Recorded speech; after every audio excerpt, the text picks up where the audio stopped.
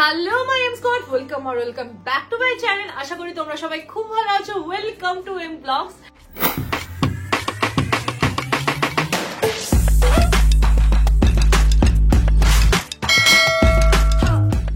First পার্টটা তো তোমরা দেখেই নিয়েছো, কমেন্টে অনেক কিছু বলেছো, তার জন্য thank you so much. And ভিডিওটা তোমাদের ভালো লেগেছে তার জন্য thank you so much. And আমি এগুলো সব ফিউচারের কথা ভেবেই এখন বলে দিচ্ছি। এই ভিডিওতে আমি শেয়ার করব আমার বিয়ে, ভাত কাপড় আর রিসেপশনের লুকের ডিটেলস। তো চলো আর বেশি কিছু ফালতু কথা না বলে শুরু করা যাক, আসল ভিডিওতে জাম্প করা যাক। তারছি গায়ে হলুদের ফটো বলছি, গায়ে হলুদের ডিটেলস নিয়ে, লুক নিয়ে। অ্যান্ড গায়ে হলুদে আমার প্ল্যানিং ছিল, মানে আমি না ভেবেছিলাম আমার বিয়েটা 10-12 দিন ধরে হবে, এক একদিন এক একটা লুক করবো, ছাতা, ব্যাং, ঘচু, ঠিক আছে। আমার মানে হাওয়া টাইট হয়ে গেছিল, ব্যান্ড বাজা আস্তে আস্তে সব হতে হতে না, মানে আমার আর মনে হচ্ছিল যে ভাই আমাকে ছেড়ে দে, আমি বাড়ি যেতে চাই, আমার আর বিয়ে করার শখ নেই। এত ফাইনালি ওই ফালতু ব্যান্ড বাজারটা আমার এত লেট করিয়ে দিয়েছিল। আমার গায়ে হলুদ হয়েছিল 5টার সময়, বিকেল 4:30 থেকে 5টা, বুঝতে পারছো।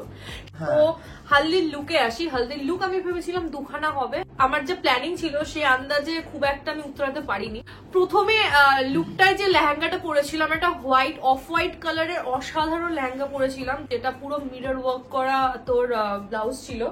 অ্যান্ড সেটাও ছিল দুর্গা ক্লোথিংস থেকে। লেহেঙ্গাটার প্রাইস ছিল 3200 টাকা মতো অনলি। লেহেঙ্গা নিয়ে আমি আর বেশি কিছু বলছি না, তোমরা দুর্গা ক্লোথিংস কে প্লিজ চেক করে নাও, প্রচুর কালেকশন পেয়ে যাবে।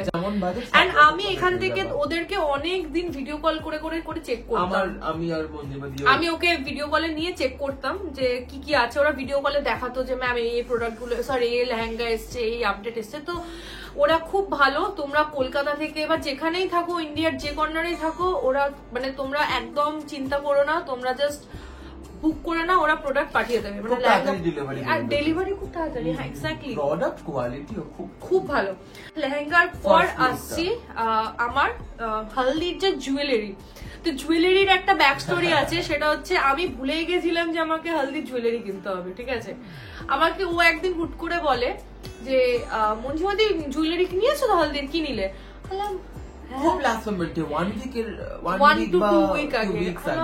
এবার তোমরা যারা যারা জানো যে লাস্ট ইয়ার 15 ডিসেম্বরে বোধহয় গণবিবাহ হয়েছে, তো আমি কোনো কিছুই বুক করে কিছুই সময় পেতাম না, ঠিক আছে।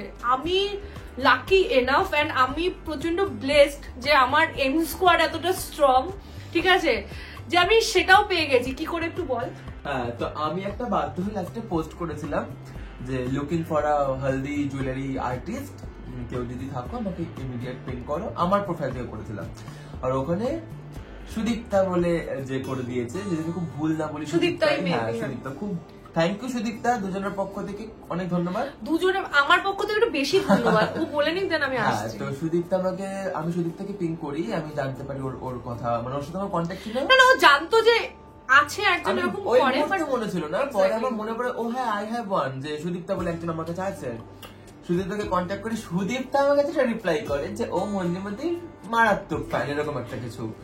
আর আমি জানি না ফ্যান বা ব্যাপারটা কি, মানে ফ্যান কাকে বলে অ্যাকচুয়ালি, কিন্তু ও ভালোবাসে, আমায় খুব ভালোবাসে। তো ও যেটা করেছে খুব দুর্দান্ত। ও আমার জন্য এরকম জুয়েলারি বানিয়ে দিয়েছে। হ্যাঁ, দেখতে পাচ্ছ তোমরা। আমি ওকে বলেছিলাম যে সুদীপ্তা আমার কিন্তু ইয়ে চাই, বল ওটারে কি বলে, ওটাও কাস্টমাইজ যেহেতু ছিল, আর ওই ঝুমকোর সাইজটা অনেক বড় ছিল। সুদীপ্তার কাছে সেটা ছিল না, বাট সুদীপ্তা ওর জন্য মার্কেটে গেছে, অনেকবার গেছে, ইনফ্যাক্ট গিয়ে ওটা 3-4 রকম সাইজ এনেছিল। তার মধ্যে যখন চুজ করিয়ে সাইজ সিলেক্ট করিয়ে করেছে, খুব করেছে, মানে প্রচন্ড। মানে এটা না কেউ ভালো না আসলে বা কানেকশন ফিল না করলে কেউ করবে না, মানে কাস্টমারের জন্য কেউ করবে না এরকম। পেমেন্টস যথেষ্ট, মানে কি বলবো, যথেষ্ট খুব রিজনেবল। মানে আমি বলবো না যে ওর, মানে আমার জন্য, মানে এটা সবার জন্য প্রচন্ড রিজনেবল। সুদীপ্তার নাম্বারটা আমি নিচে ডেসক্রিপশনে দিয়ে দেবো। আমরা একটা প্রসঙ্গত কথা বলি, আমরা ইনস্টাগ্রামে কিছু জুয়েলারি পেজেস দেখেছিলাম যেখানে এক্সট্রিমলি ওই সেম জুয়েলারি, আমি বলতেই তো পারি, ওটার প্রাইস ছিল ওখানে 4500-5000 টাকা নরমাল, কিন্তু একটু মানে ওটা না একটু সফিস্টিকেটেড ছিল জুয়েলারি গুলো। মানে এবার জানি না, মানে আমরা যেটা পেয়েছি সুদীপ্তা থেকে সেটাও প্রচন্ড ভালো ছিল, এবং ওই বাজেট ওটা 3000 এর হাফ, মানে 1500 টাকায় মানে আমার যেহেতু ইয়েটা ছিল অনেকটা বড়, কালিরে আমি চেয়েছিলাম কালিরে থাকুক, কিন্তু ফ্লাওয়ার দিয়ে কালিরে থাকুক, মোতি দিয়ে কড়ি এন্ড কালিরে এগুলো থাকুক। তো এক্স্যাক্ট আমি যেরকম চেয়েছিলাম ও আমাকে সেগুলো বানিয়ে অন টাইমে আমার বাড়িতে এসে দিয়ে গেছে। তার জন্য অনেক চুমু সুদীপ্ত, তুই যদি ভিডিওটা দেখিস, and thank you so much. Last but not the least, বাঙালি যেটা গায়ে হলুদ, বাঙালি মতে, আমরা তো বাঙাল মতেই হয়েছে প্রপার ভাবে, অ্যান্ড সেটার জন্য তোমরা জানো যে আমার শ্বশুর বাড়ি মানে দীপের বাড়ি থেকে আমাকে শাড়ি গেছে গায়ে হলুদ, অ্যান্ড তত্ত্বে সে শাড়ি যায়, সেটাই পড়তে হয়। গায়ে হলুদের নিয়ে আমার অ্যাজ কোনো বিশাল কিছু ছিল না, মানে শাড়িটা নিয়ে আমি চেয়েছিলাম একদম নর্মাল, মানে ঢাকাই জামদানি ছিল, বাট হয় না অনেকে এক্সপেরিমেন্ট করে, আমার ছিল না। আমি চাইতাম আমি হলুদ শাড়িই পরবো, আমার গায়ে হলুদ, আমার সবকিছু হলুদ চাই, অ্যান্ড আমি হলুদ শাড়ি পরেছি, একদম প্রপার ঢাকাই জামদানি ছিল, হলুদ রঙের লাল ব্লাউজ ছিল, আর গয়নাগুলো সেমই ছিল, গয়নাও সেম ছিল, শাড়ি মেকআপ মানে sorry makeup and hair same ছিল। ব্লাউজটা আমি পিস কিনেছিলাম, ব্লাউজেরও অনেকে এনকোয়ারি করেছো, ব্লাউজটা নরমাল বিমুল্লিক থেকে কাঁচাপাড়ার পিস কেনা। আমি না মানে কেনা ব্লাউজ পরি না, আমি সব নিজে কাস্টমাইজ করে বানাই, এন্ড আমার নিজস্ব টেলার আছে রাহুল মাঝি লেভেল ছাড়া, যেটা একটু কম প্রাইস দেয়, ঠিক আছে, যেটা একদমই অবভিয়াসলি লেভেলের অনেক প্রাইস, ভাই পড়াশোনা করেছি, যাই হোক প্রচুর টাকা নেয় আমার থেকে, ঠিক আছে, প্রচুর, ও কিন্তু আমাকে পুরো কাঙাল করে দিয়েছে জানো তো। যেটা আমার টেলার সেটা একদম, যারা কল্যাণীতে থাকো বিধান স্কুলের অপোজিটেই কণিকান্তি বসে, অসাধারণ। আমি যে ব্লাউজ এখনো পরে আছি, আমার প্রতিটা ব্লাউজ, সে আমারই ফ্রেন্ডের মা, তাই? ও হ্যাঁ হ্যাঁ এটা বলেছিলি। অনেক দিন ধরে কণিকান্তি আমার ব্লাউজ বানিয়ে দিচ্ছে। কণিকান্তিকে নিয়ে আমি একটা কথা বলতে চাই, একটা প্লাস পয়েন্ট আছে, অনেকে যারা ব্লাউজ বানায়, যা নো অফেন্স, কেউ খারাপ মনে করো না, আমার যেটা নিজস্ব মতামত আমি তোমাদের সাথে শেয়ার করছি। আমি ডিপ নেক, ডিপ ব্যাক পরতে পছন্দ করি, আমি হলটার নেক পরতে পছন্দ করি, আমি এতটা ঢাকা নেক পরতে পছন্দ করি। আমার এক একটা শাড়ির সাথে আমার এক একটা মাঝে মাঝে লুক আমি চেঞ্জ করতে থাকি। তো আমি যখনই কণিকান্তিকে যাই বলি, কণিকান্তি কিন্তু এক্স্যাক্ট বানিয়ে দেয়। অনেক টেলার করে নিজের মতো করে নিজে নেক বানায়, ঠিক আছে। আমি ধরো ডিপ নেক দিয়ে হয়েছে, এটা আমার পার্সোনাল এক্সপিরিয়েন্স থেকে তোমাদের শেয়ার করছি। এটা কিন্তু আমি অনেক সময় প্রবলেম ফেস করেছি। তো কণিকান্তির ক্ষেত্রে কিন্তু ওইটা একদমই না। কণিকান্তি উল্টেই তোমায় বলবে কি এতটা ব্লাউজ পরছিস, তুই নর্মাল ব্লাউজ ভাবে পর, সুন্দর লাগবে, ভাল লাগবে। তো হ্যাঁ কণিকান্তি দুর্দান্ত, আর এখন তো আরো ফিনিশিং একদম তোমরা এক্স্যাক্টলি। আর উনি নিজে থেকেই অনেক কিছু অ্যাড করে দেয় ব্লাউজে, যেটার জন্য আরো বেশি ইউনিক লাগে ব্লাউজটা। তো কণিকান্তিকেও একটা huge shout out. Kalyani area তোমরা যারা যারা থাকো কণিকান্তি থেকে ব্লাউজ বানাতে পারো। তো ফাইনালি আসি আমার বিয়ের লুকটা নিয়ে, যেটার জন্য আমি অনেক দিন ধরে প্ল্যান করছিলাম। মেন বক্তব্যে আসি, শাড়িটা হচ্ছে আদি মোহিনীমোহন কাঞ্জিলাল থেকে, অ্যান্ড আমি খুব ক্লিয়ার ছিলাম যে আমি আদি মোহিনীমোহন কাঞ্জিলাল থেকেই শাড়ি নেব। অ্যান্ড আমি শাড়িটা নিয়ে আগে তোমাদের একটু বলতে চাই, শাড়িটা হচ্ছে পুরোটা মিনা করা। আমার কাছে যদি পিকচার থাকে আমি এখানে দিয়ে দেবো। পুরোটা মিনা করা, গ্রিন কালারের, কি বলে একটু বল আমি ব্যাপারটা। হ্যাঁ মানে ওটা ছিল হলো মানে পুরো শাড়িটা অল ওভার জারি ওয়ার্ক করা ছিল, তার মধ্যে যেখানে পাতার কিছু মোটিভ ছিল সেটা গ্রিন কালার দিয়ে করা ছিল, আর ফুলের মোটিভ গুলো ছিল মাস্টার্ড ইয়েলো কালার দিয়ে মিনা করা। বাকিটা শ্যাম্পেন গোল্ড জারির উপর পুরো শ্যাম্পেন গোল্ড। আমি কিন্তু একদম ওই কচকচে চকচকে গোল্ডটা নিইনি, আবার সিলভারও না, কপারও না, রোজ গোল্ডও না, না শ্যাম্পেন গোল্ড ছিল, যাতে জিনিসটা খুব স্যাটেল লাগে। এন্ড আমার কাছে এটা খুব ক্লিয়ার ছিল যে আমার এরকমই বেনারসি চাই, অ্যাজ ইট ইজ চাই। আমি কিন্তু একদমই লাইট বেনারসি চাইনি। আমার মানে ছিল যে বেনারসি প্রপার একবারে বেনারসি হবে, চমকালো বেনারসি হবে। আর শাড়িটা ছিল কিছুটা এরকম, শাড়িটার প্রাইস ছিল 28,000। আদি মোহিনীমোহন ছাড়াও তোমরা এরকম আমার শাড়িটা স্ক্রিনশট নিয়ে বা এরকম টাইপের শাড়ি তোমরা অন্য দোকান থেকেও দেখতে পারো। কিন্তু আরেকটা জিনিস আমি যেটা তোমাদের সাথে সত্যি শেয়ার করতে চাই, আদি মোহিনীমোহনে কিন্তু শাড়ির দাম একটু বেশি, ঠিক আছে। সেটা তোমরা তুলনামূলক ভাবে অন্য দোকানে কিন্তু যদি একটু খোঁজো একটু কম পাবে। এবার আমি জানি না অন্য কোন দোকান, বাট আমি হ্যাঁ ডেফিনেটলি জানি পাবে, কারণ আমি দেখেছি আমার কেনার পর। কিন্তু আমি কোনো রিগ্রেট ফিল করি না, আমার অ্যাবসলিউটলি প্রচন্ড পছন্দ হচ্ছে শাড়িটা। দেন আসি ব্লাউজের জন্য আমার আইডিয়া ছিল যে আমি ব্লাউজ ডিজাইনার ব্লাউজই বানাবো। রাহুলকে বলেছিলাম বানিয়ে দেয়, রাহুল বলেছিল পারবো না জাস্ট, ঠিক আছে অনেক ন্যাকামো মেরেছো, আর আমাকে জ্বালিও না, আমাকে এবার একটু বাঁচতে দাও, নিজের বিয়ের জিনিস নিজে বানাও, পারবো না, ঠিক আছে। তো তার জন্য আমি অভিজিতের থেকে ব্লাউজ বানাই। অভিজিতের কন্ট্যাক্ট পাই আমি স্বর্ণালীর থেকে। আমার ব্লাউজের ডিজাইনটা আমাকে অভিজিৎ নিজস্ব ডিজাইন আমাকে অনেক দেখিয়েছিল, যেগুলো দুর্দান্ত অসাধারণ, ঠিক আছে। আমার ওই জন্য অভিজিৎকে চুজ করা, এত নিখুঁত কাজ করে ও। তো এবার আমি ওর ডিজাইন গুলো কেন চুজ করিনি, কারণ ওগুলো অলরেডি অনেকে পড়েছে, ঠিক আছে। আমার ব্যাপারটা ছিল আমার ডিজাইন আমি অলরেডি মানে আমার ডিজাইন আমি নিজে বানাবো, মানে আমার নিজের ইলাস্ট্রেশন থাকবে। তো সেক্ষেত্রে আমার ইলাস্ট্রেশন করে দেয় ব্লাউজের রাহুল, প্রপার এঁকে ছিল ব্লাউজটা, এখানে আমি দিয়ে দিচ্ছি। স্পেশালি ওই স্লিভস এর কাটিংটা যেটা ছিল সেটা মেইন ফোকাস ছিল আমাদের ব্লাউজে। স্লিভস এর কাটিংটা আমি এখানে পিকচার দিয়ে দেবো একদম জুম করে, যে আমাদের ইলাস্ট্রেশনটা কিরকম ছিল, ব্লাউজটা কিরকম হয়েছে। অ্যান্ড আমার একটা জিনিস দেখে সেটা খুব ভালো লেগেছে, যে এখন রিসেন্ট অনেক ডিজাইনাররা ব্লাউজটার ইলাস্ট্রেশনটা নিয়ে অনেক ইন্সপায়ার্ড হয়ে, কপি বলবো না, ইন্সপায়ার্ড হয়ে লুক ক্রিয়েট করছে, অ্যান্ড অনেক সেলিব্রিটি বা ইনফ্লুয়েন্সারদের সেটা নিয়ে পড়াচ্ছে, কাজ করছে। তো হ্যাঁ, আমি সবই দেখি, সবই চোখে পড়ে। হ্যাঁ, আমার খুব ভালো লেগেছে, খুব ভালো লাগে, এবং আমাদের দুজনের একাধিক পরিচিতদের মধ্যেও দেখতে পাচ্ছি যে খুব ভালো লাগছে, অনেক ব্লেসড। অ্যাকচুয়ালি তোমাদের ওই জিনিসটা ভালো লেগেছে, তোমরা সেটা ইন্সপায়ার্ড হো, তোমরা সেটা লুক আরো ক্রিয়েট করছো, সেটা সুন্দর সুন্দর কাজও করছো। আমার বেনারসির যে পিসটা ছিল সেটা দিয়েই আমি অভিজিৎকে বলেছিলাম কাজ করে দিতে, অভিজিৎ দুর্দান্ত করে দিয়েছিল। ব্লাউজে সম্ভবত পার বসানো হয়নি শাড়ির, কিন্তু শুধু রেড এর উপরই ও নিজস্ব যেই আমরা যেটা ইলাস্ট্রেট ওকে দিয়েছিলাম মঞ্জুমতি যেটা করে, ও তার থেকেও সুন্দর করে ওটাকে প্রপার ভাবে করে দিয়েছে, এবং মানে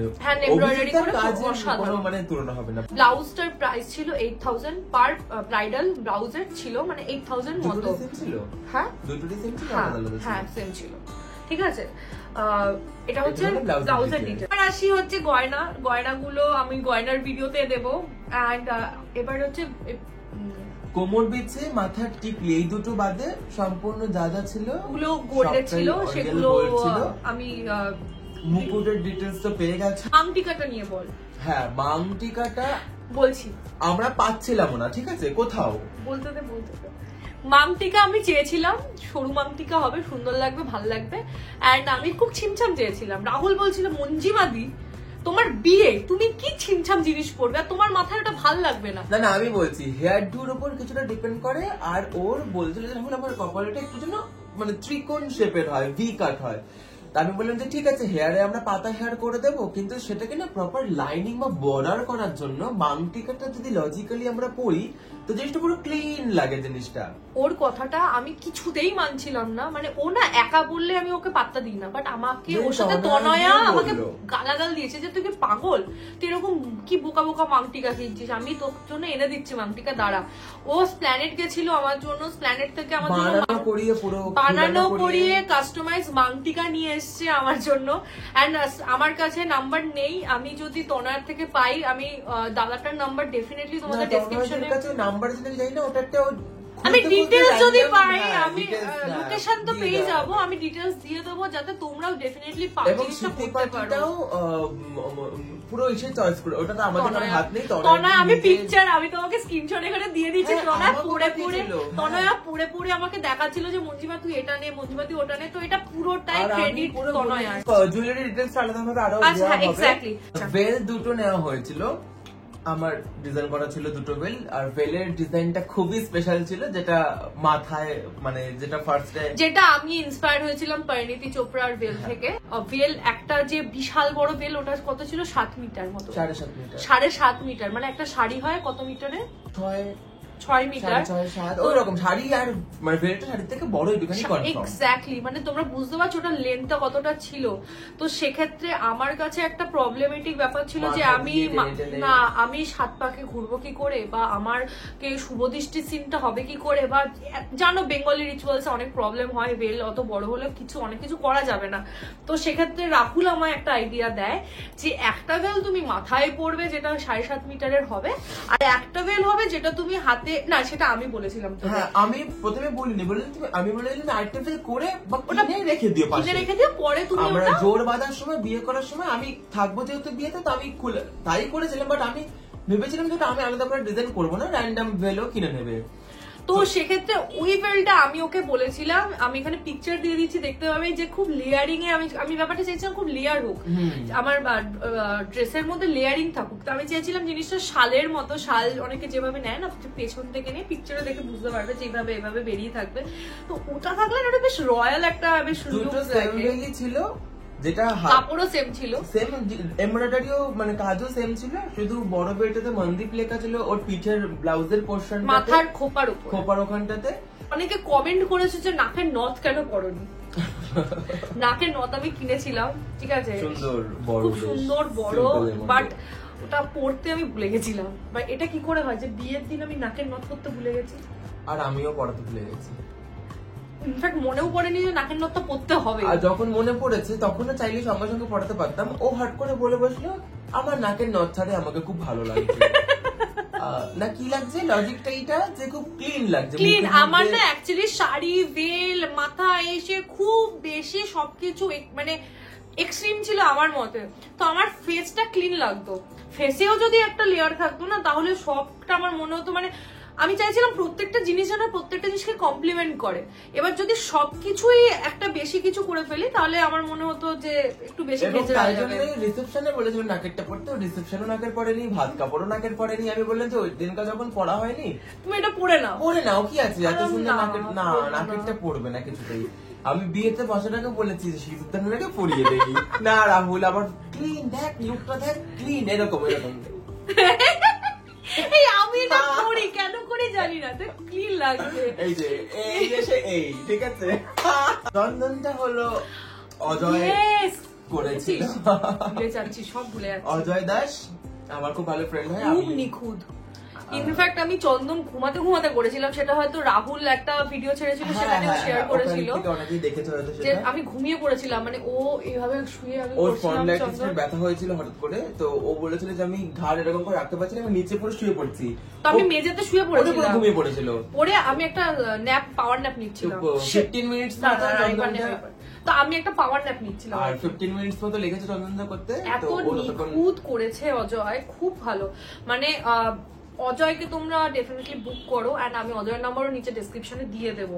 বানটা করা ছিল হলো ওভারঅল হোয়াইট জিপসি আর off white Bengal rose, I think 35টা গোলাপ বোধহয় ছিল মাথায়, আরো 50টা আনা হয়েছিল, বাকি গোলাপটা ইউজ করা হয়নি। আমি ডেজির ইয়ের উপর রেখে দিয়েছিলাম, তারপর তুই বলেছিলি যে আর ওগুলো লাগতো, আমি ভাই আমি তো রেখে দিয়েছি, ঠিক আছে ওটা মোটামুটি ঢেকে গেছিল, ওইটার উপর ব্যালেন্স করে পুরো ভেলটা ছিল। ও আরেকটা কথা, বিয়েতে দীপ যে ড্রেসটা আমার বাড়িতে এসে মানে যেটা পরে বিয়ে করতে বসেছিল সেটাও কিন্তু আমাকে অভিজিতের, মানে আমি অভিজিতের থেকে নিয়েছি। ওটা সম্পূর্ণই অভিজিতের, মানে ওটা অভিজিতেরই কালেকশন, ইলাস্ট্রেশনটা অভিজিতের, দুর্দান্ত একটা কালেকশন, আমার প্রচন্ড পছন্দ হয়েছে, এন্ড দীপকেও বেশ ভালো লাগছিল কিন্তু। আর যে ড্রেসটা পরেও বাড়ি থেকে এসেছিল, বিয়ে করতে এসেছিল, সেটা আমরা কিনেছিলাম ইয়ে থেকে, আদি মোহিনী মোহন থেকে, যেটা অ্যাকচুয়ালি তসরের যেটা হয় না বিয়েতে সবাই পরে, একদম বাঙালি জামাই হিসেবে ওটাই ছিল। ওটার প্রাইস 13,000 to 16,000 এরকম কিছু ছিল, মানে উইথ ধুতি। এক্স্যাক্টলি। আর সঙ্গীতের জন্য মনে হয় একটা ড্রেস বানিয়েছিল দীপদা, ওটা তো নিজে বানিয়েছিল, বাট খুব সুন্দর বানিয়েছিল। আই থিঙ্ক ওটা বড় বাজার, ওটা বড় বাজার থেকে বানানো, দুর্দান্ত বানিয়েছিল। আমি ফটোটাও দীপের সিঙ্গেল দিয়ে দেব। হ্যাঁ ওটা আমি না কত 3 পিস ছিল ওটা, ওটা আমার ডিজাইন করা হলো, লাস্ট মোমেন্টে আমি আর নিতে পারিনি এগুলো, বাট ও ইলাস্ট্রেশন করে দিয়েছিল, আমি করে দিয়েছিলাম, বলেছিলাম 3 পিসটা নিও, তো ওটা আই থিঙ্ক টোটাল 15 থেকে 16,000 এর মধ্যে 3 পিস পুরো একদম। বড় বাজারের এক্স্যাক্টলি, না না উইথ শু না, শুটা আলাদা কেনা, বড় বাজার থেকে কেনা। ওটা আমার লেহেঙ্গার সাথে কালার কন্ট্রাস্ট করে বানানো হয়েছিল, এন্ড দুর্দান্ত, মানে আমার লেহেঙ্গা থেকে ওর ইয়েটা আমার বেশি ভালো লেগেছে, ফিটিংসটা দুর্দান্ত। আচ্ছা এবার আসি আমি ভাত কাপড়ে, এন্ড হাত কাপড়ের যেটা ফার্স্টে আসি ব্লাউজের না শাড়িতে আসি, শাড়িটা ইজি। শাড়িটা হচ্ছে আমি আদি মোহিনীমোহন থেকেই কিনেছিলাম অ্যান্ড শাড়িটা হচ্ছে একদম আসল বালুচুরি। আদি মোহিনীমোহনের শাড়িটার দাম নিয়েছিল 12,000 টাকা। স্বর্ণচুরি, এটা স্বর্ণচুরি। আচ্ছা, ব্লাউজটা তোমরা অনেকে বলছো ব্লাউজটা কোথা থেকে নিয়েছো, ডিজাইনের নাম বলো। ব্লাউজটা কণিকান্টি জিন্দাবাদ, ঠিক আছে। ব্লাউজের ডিটেলস আমি ব্লাউজের পিকচার এখানে দিয়ে দেবো। ব্লাউজের পাড়, হাতের পাড়, ব্লাউজের যে লটকান সমস্ত আমি নিজস্ব গিয়ে কিনেছি, গিয়ে আমি সমস্ত কিনেছি দোকান থেকে, কাঁচরাপাড়া থেকে। অনেকে শাড়িটা বলছে কিভাবে পরা বোঝা যাচ্ছে না। হ্যাঁ ও রাইট, ইয়েস। ওটা কিন্তু কুচি দিয়ে আট পরে পরা, শুধু আঁচলটা ছাড়া ছিল।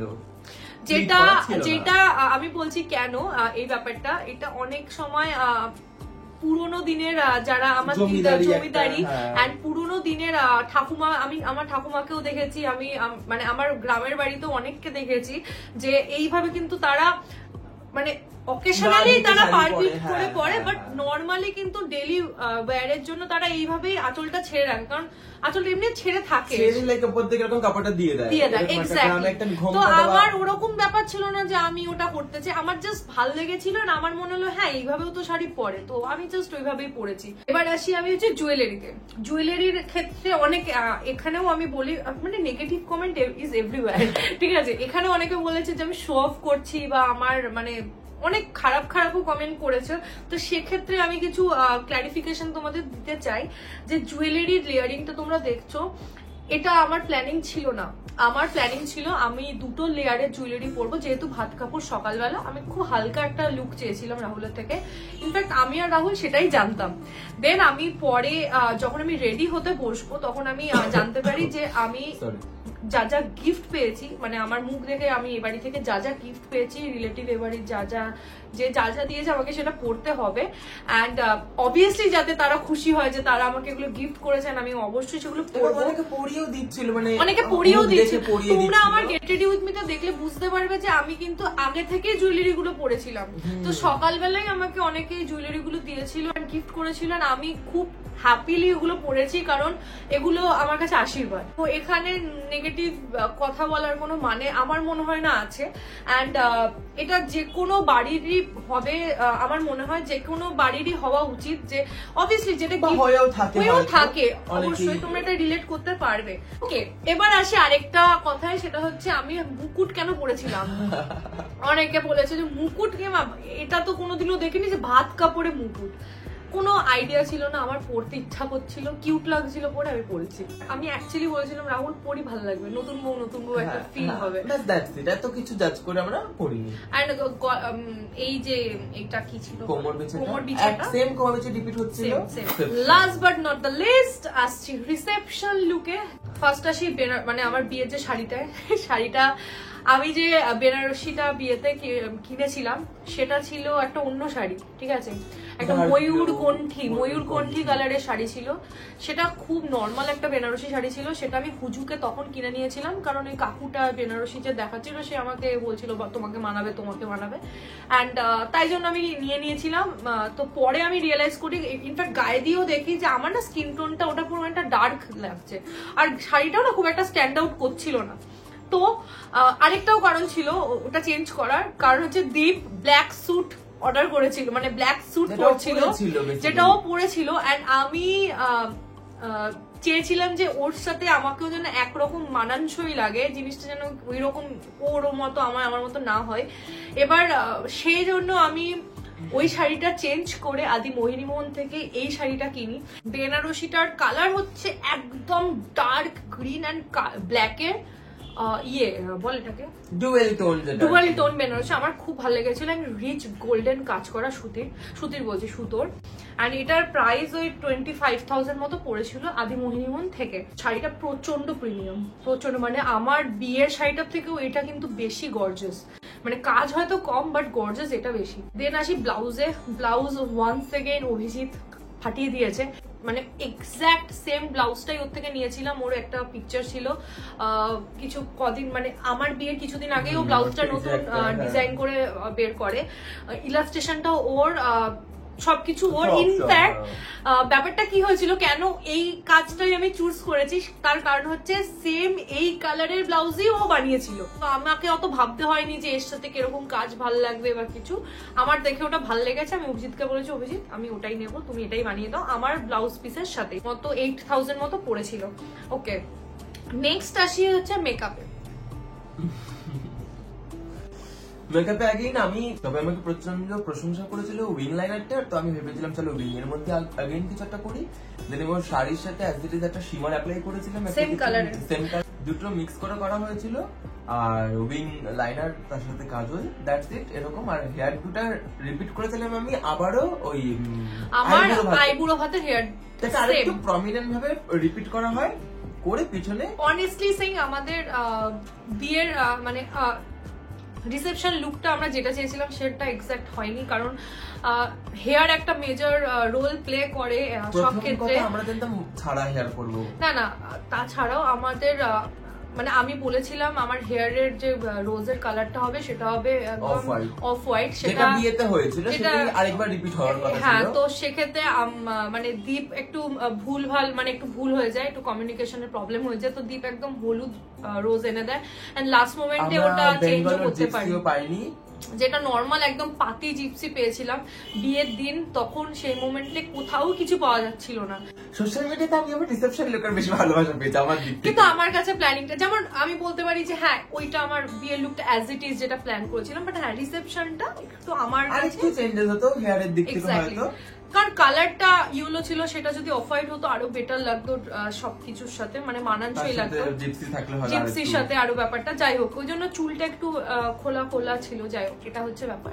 শাড়িটা এতটা দুর্দান্ত দেখতে না, আমি চাইছিলাম শাড়িটা যতটা হোক আমি যেন খোলা থাকে, দেখা যায় শাড়িটা, ঠিক আছে।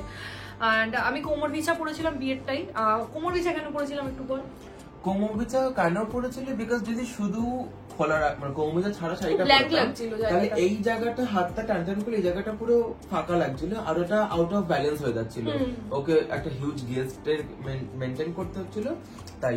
আর আমি মানে গয়নাটা যতটা পরানো ততটাই পরানো হয়েছিল। আমি যেটা আমি গয়নার ক্ষেত্রে আমি বলবো সেটা হচ্ছে আমি একটা জিনিস মেনটেন করেছিলাম, মানে আমার ছিল গোল্ডের জুয়েলারি যেহেতু পরবো সেহেতু আমি গোল্ডের জুয়েলারি পরবো, ওই ট্যাসেল দেওয়া গুলো আমি just cut out, others colours গুলো আমি এক্স্যাক্টলি রেড কালারের যেগুলো ছিল ওগুলো আমি কাট আউট করে দিয়েছিলাম, তাই জিনিসটা কিন্তু ক্লিন লাগছিল। শুধু একটা যেহেতু আমাদের শাড়ির সাথে সেম কালারের একটা ছিল, একটা যেমন শাড়ির সাথে গোল্ড, হ্যাঁ গ্রিন কালারের যেটা ছিল সেটা একটাই ছিল, বাকি সব আমি সেম মানে সেম কালার টোনেরই রাখারই চেষ্টা করেছি।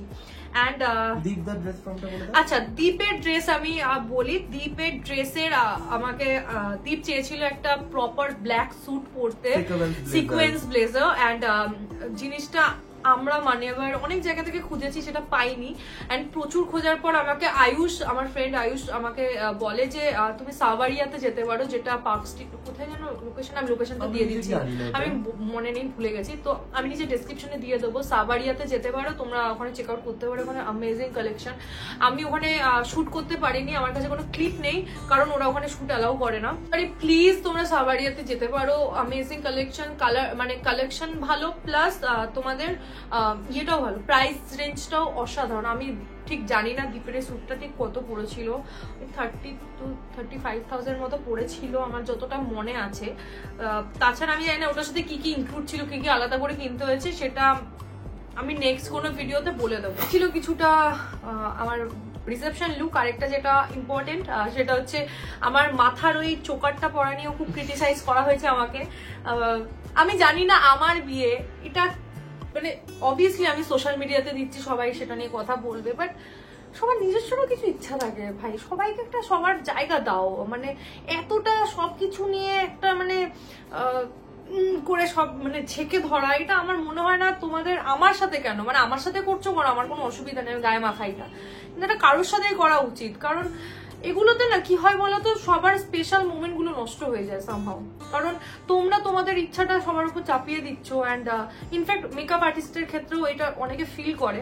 আমি একটা কথা বলবো যে তোমাদের একটা কমপ্লিমেন্ট লোকের জীবনে যেমন অনেকটা হাসির কারণ হয়, এক্স্যাক্টলি অনেক সময় সেটা কিন্তু তার জীবনে অনেক দুঃখর কারণও হয়, তার খারাপ লাগার কারণও হয়। তো আমার মনে হয় মানুষদের এমন কোনো কাজ করা উচিতই না যে কারোর জীবনে সেটা দুঃখ বা খারাপ লাগার জন্য। খারাপ লাগলে দেখবে না, খারাপ লাগলে স্কিপ হ্যাঁ। করে যাবে, খারাপ লাগলে আনসাবস্ক্রাইব করে দেবে, রিপোর্ট মেরে দেবে। বাট বাজে কথা বাজে কথা করে আননেসেসারি তোমারও একটা সময় নষ্ট হচ্ছে, তুমিও একটা মানুষের জীবনে একটা নেগেটিভ এফেক্ট দিচ্ছ, যেখানে বা মানে যাদেরকে নিয়ে বলছো তারা তো সেই ব্যাপারটা নিয়ে হয়তো পড়ে থাকে না বা থেমেও থাকে না। না এক্স্যাক্টলি, অলরেডি তোমারই আলটিমেটলি কমেন্টটা ভ্যালুলেস হলো। তো কেউ শুনলেও না, এটা আমি মানে কিছুই না আমার এখানে কোনো, তোমরা এবার অনেকে ছেকে ধরবে, এটা রিসেন্টলি তোমাদের হয়েছে, আমি দেখেছি এম স্কোয়ার যত বড় হচ্ছে এই জিনিসটা আমাকে খুব ফেস করতে হচ্ছে, যে ক্রিটিসিজম, মানে আমার কথা হচ্ছে এখন আছে এর মধ্যে এক্স্যাক্টলি। এরকম। তো সেক্ষেত্রে না, আমার এম স্কোয়াড এরকম না, এম স্কোয়াডের বাইরে যারা আছে তারা এই জিনিসগুলো করে, সাবস্ক্রাইবও করেনি কিন্তু দেখে, বাট ক্রিটিসাইজও করে, খারাপ কথাও বলে, বাট রোজ দেখে। তো সেক্ষেত্রে এটা একটা নেগেটিভ মানে তোমার যদি দেখতে ভালোই না লাগে তাহলে তুমি দেখছো কেন, আর তুমি যদি দেখছো তাহলে নেগেটিভ কমেন্ট করছোই বা কেন। তো এটা সামহাউ তোমরাই ক্লুলেস ভাবে কিছু একটা নিজের জীবনে ক্লুলেস হয়ে গেছো, তো সেটা আগে ফিগার আউট করো যে তুমি কি চাইছো। তো এটাই ছিল আমাদের সব লুকস এর details. And thank you so much যে এতটা তোমরা পছন্দ করেছো এই লুকগুলো। খারাপের তো কোনো সীমা নেই, বাট ভালোরও কোনো শেষ নেই। তোমরা প্রচুর ভালো ভালো কমেন্টস করেছো, অ্যান্ড সেটার জন্য আমি ব্লেসড, অ্যান্ড আমি ইন্সপায়ারও হই। আমি ইনফ্যাক্ট রাহুলকে দেখাই যে রাহুল এগুলো দেখ। অ্যান্ড রাহুলকে তোমরা যারা হ্যান্ডসাম বলছো, রাহুলকে বয়ফ্রেন্ড করতে চাইছো, প্লিজ তার জন্য রাহুলের ইনস্টাগ্রামে মেসেজ করো, আমার কমেন্ট বক্সে এসে কোনো লাভ হবে না। তো আমি রাহুলের, ইনকেস যদি চাও, ও লজ্জা পাচ্ছে, তো আমি রাহুলের ইয়েটা তোমাদের নিচে ডেসক্রিপশনে দিয়ে দেবো, ইনস্টাগ্রাম হ্যান্ডেলটা। অ্যান্ড রাহুলকে যদি তোমরা বুকিং করতে চাও সেটাও আমি নিচে দিয়ে দেবো, টাকাটা দিয়ে। যাই হোক, হ্যাঁ, তো একটা ছোট্ট আপডেট আমি তোমাদেরকে দিতে চাই, সেটা হচ্ছে যে এই রুমটা আমাদের বেডরুম না, আমাদের একটা মাস্টার বেডরুম তৈরি হচ্ছে, যেটার জন্য অনেকদিন সময় লাগছে। অ্যান্ড এই রুমটা আমি স্টুডিওতে কনভার্ট করব, তার জন্য একটু সময় লাগছে। তো এই জন্য চ্যানেলে কন্টেন্ট একটু ইরেগুলার হচ্ছে, তার জন্য আমি সো সরি, বাট যেটা হচ্ছে ট্রাস্ট মি, অনেক বেটার কিছু প্ল্যান করছি। সাবস্ক্রাইব করে দিও, খুব শীঘ্রই দেখা হচ্ছে নেক্সট ভিডিওতে। ততদিনে খুব ভালো থাকো, সুস্থ থাকো, হাসি খুশি থাকো। আর রাহুলকে বলো আমার সাথে একটু বেশি বেশি ভিডিও করতে, ও আমার সাথে ভিডিও করছে না। সময়ের অভাব, বাট হবে, ভালো হবে, নিশ্চয়ই হবে। টাটা। চলো টাটা।